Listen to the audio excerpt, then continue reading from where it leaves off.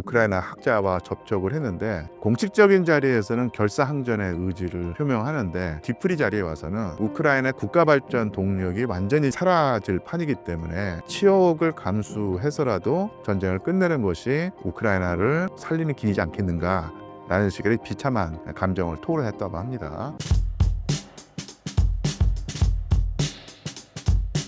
러시아의 공습으로 우크라이나 주요 도시의 전력과 물 공급이 끊기며 주민들이 극한 상황에 놓였습니다. 이런 인프라 파괴가 우크라이나에 얼마나 큰 고난을 주고 있을까요? 최근에 벌어지는 공습이라든지 습격이 판도를 바꿀 것도 아니고 제가 볼 때는 이게 누적적인 효과의 또 어떤 강화인 듯합니다. 그러니까 계속해서 우크라이나는 때로는 강력한 펀치를 맞아왔고 때로는 잔매를 맞아와서 다리가 상당히 풀려있는 상황이거든요. 근데 여기서 러시아가 사실은 젖먹던 힘까지 다 뽑아내서 밀어붙이면은 좀 더 진격 속도를 빠르게 할 수 있겠지만 또한 러시아로서는 그렇게 하다가는 과부하 걸려가지고요. 이를 그르칠 염려가 있는 거예요. 그래서 제가 볼 때는 사후 정당화일지는 모르겠지만 우리가 마라톤을 할 때 페이스를 조절한다고 하지 않습니까? 페이스를 조절하면서 전쟁을 수행했다고 보여요. 그래서 너무 지나치게 진도를 빼다가 체력이 바닥나는 상태를 막아오면서 러시아가 감당할 수 있는 수준으로 전쟁을 수행해 왔다. 그래서 연장선상에서 주기적으로 이제 폭격을 가해왔고, 근데 그 폭격이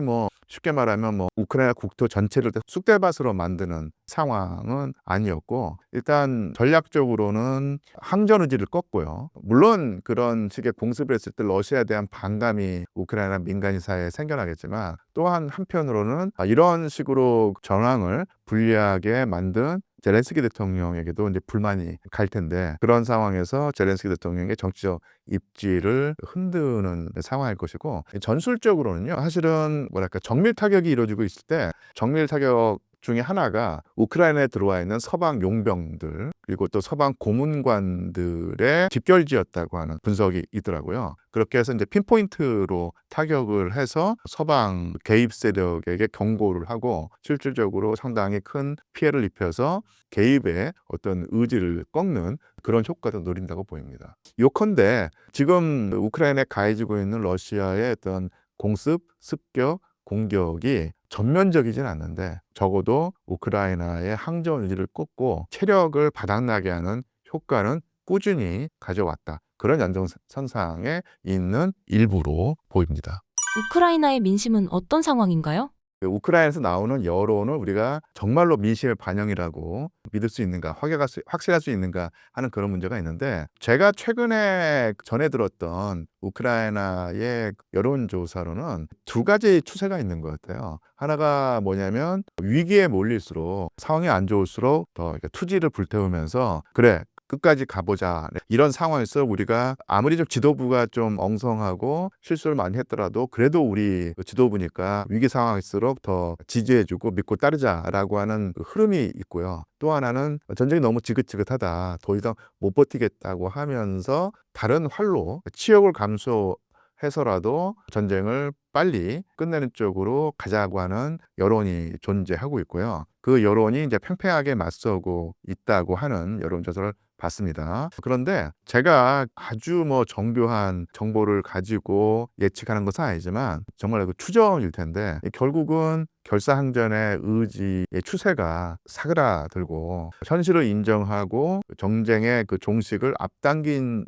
쪽으로 가자는 쪽의 의견이 좀 더 이렇게 올라가지 않을까 이런 추정을 해 봅니다. 충분히 예상 가능한 일이고요. 국제적인 환경이라든지 전황이 워낙 우크라이나에게 불리하기 때문에 정말 개인적인 어떤 생각을 추측을 하자면은 아까 말씀드린 것처럼 빠른 종전의 방향으로 가자는 또 그런 여론이 많을 것 같고요. 간접적으로 제가 들었던 정보도 그렇습니다. 제가 예전에 한번 말씀드린 바가 있는데 연말에 제가 아는 분이 우크라이나 학자와 접촉을 했는데 공식적인 자리에서는 결사항전의 의지를 표명하는데 사적인 자리요, 뒤풀이 자리에 와서는 우크라이나의 국가발전 동력이 완전히 지금 사라질 판이기 때문에 치욕을 감수해서라도 전쟁을 끝내는 것이 우크라이나를 살리는 길이지 않겠는가 라는 식의 비참한 감정을 토로했다고 합니다. 그런 우크라이나 학자의 입장이 얼마만큼 일반적인지는 모르겠지만 아마 그런 현실적인 판단을 하는 분들의 그 생각이 점점 더 퍼져나가지 않을까 이렇게 한번 생각을 해봅니다. 우크라이나가 선거를 앞두고 있는데요. 젤렌스키 재선이 가능할까요?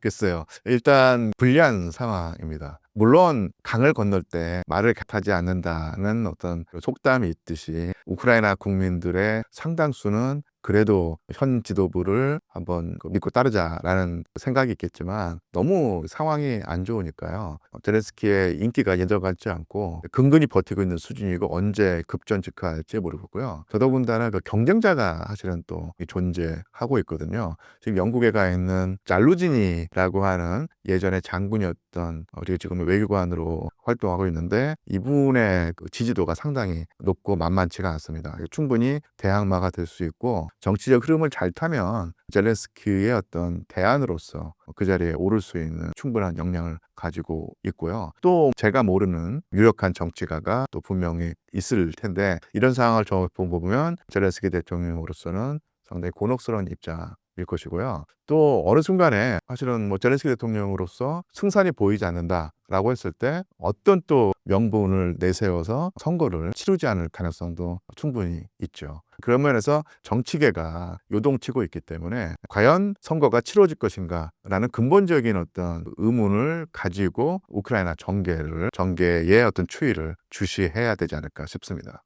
잘루즈니는 어떤 사람인가요? 전쟁 초기에 우크라이나의 그 총사령관으로서 전쟁을 이끌어왔던 군인인데 상당히 그 성과를 많이 올려서 어쨌든 간에 초기에 그 러시아군의 공세에 할 일 없이 밀리던 우크라이나군이 그 공격을 막아냈고 그 국토가 유린되는 상황을 막아냈고 물론 이렇게 서로 진퇴가 있었지만 어쨌든 간에 상당히 오랜 기간 동안에 우크라이나의 전선을 지켜왔었는데 그런 공을 인정받아서 우크라이나 국민들 사이에서 저 장군은 믿고 따를 만한 군사 리더라고 하는 그 인식을 주었죠. 그래서 이게 상당히 올랐었어요. 근데 이게 역설적으로 잘루진이라고 하는 어떤 그 군인의 인기가 올라가니까 여기에 위기감을 느낀 사람이 바로 젤렌스키였습니다. 그래서 자기의 권력 기반을 침해할지 모른다는 위기감을 느끼고 전격적으로 해임을 했고요. 그리고 저 멀리 보냈죠. 영국으로 보내버렸습니다. 그 당시 상당히 갈등이 심했었는데 어쨌든 간에 인사권자는 젤렌스키 대통령이었고 밑에 있는 사람이 잘루지니 사령관이었기 때문에 그들 받아들이고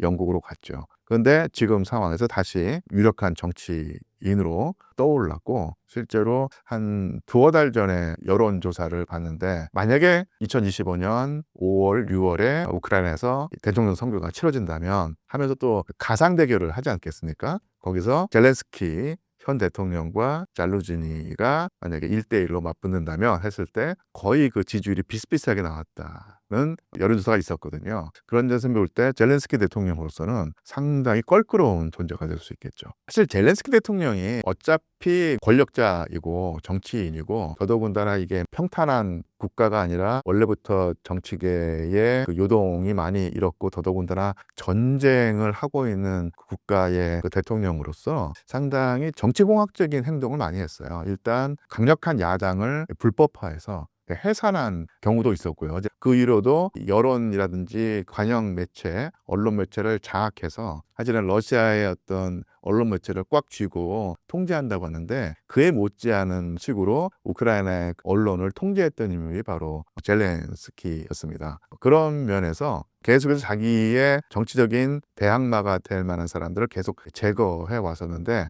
그 대표적인 피해자가 바로 잘루진이었고요. 그 이후에도 젤렌스키의 견제를 받았던 인물들이 많이 있죠. 그래서 충분히 예상 가능한 일인데 자기의 그 다음 임기를 보장받는 방법은 조금이라도 자기의 그 라이벌이 될 만한 사람들을 억누르거나 제거하는 방법이었는데 그것이 우리나라에 널리 알려져 있지 않아서 그렇지 지난 3년 동안에 상당히 강력한 강도로 수행되어 왔던 정치 권력 강화 수법이었습니다.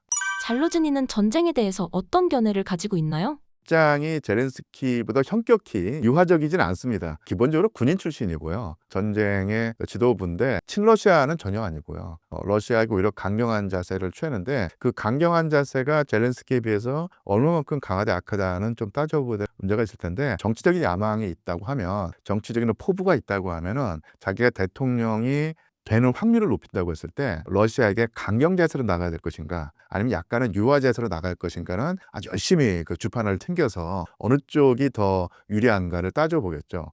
지금 상황에서는 대러시아 강경 자세 아니면 대러시아 유화 제세가 어느 쪽이 더 유리한가, 집권이 유리한가는 아마 지금 딱 잘라서 말할 수 없는데, 만약에 잘루진이라고 하는 유력한 정치인이 집권의 의지가 있다고 하면은 주변의 그 참모들과 면밀히 논의하고 계산을 해서 입장을 정하지 않겠는가 이렇게 보입니다.